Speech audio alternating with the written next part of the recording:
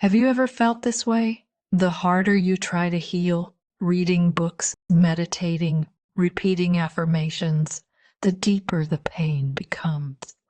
My friend Maya once fell into this trap until a potter showed her a lesson she would never forget using the wisdom of clay. At that time, Maya looked disciplined on the outside, but inside she was breaking apart.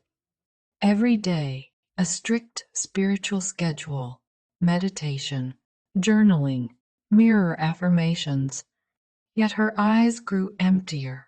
The harder she worked, the more she felt like drowning.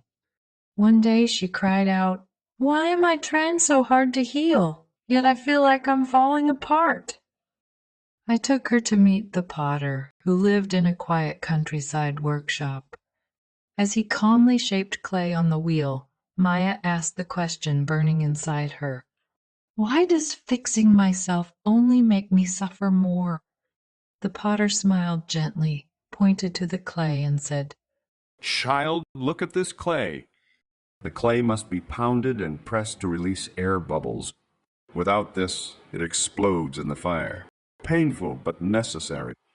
Maya realized her pain was like those hidden bubbles, old wounds rising to the surface. On the wheel, it must completely surrender to the hands shaping it. Even the slightest resistance, and it collapses. Maya saw her true suffering came from resistance, her ego fighting against the hands of the soul. Finally, it enters the kiln. Darkness, heat, no light, no certainty. But without the fire, it never becomes strong. It remains dust. Tears filled Maya's eyes. Those nights she thought she couldn't survive were her kiln moments, not punishment, but transformation. When she saw the finished piece, glowing, solid, unbreakable, Maya finally understood.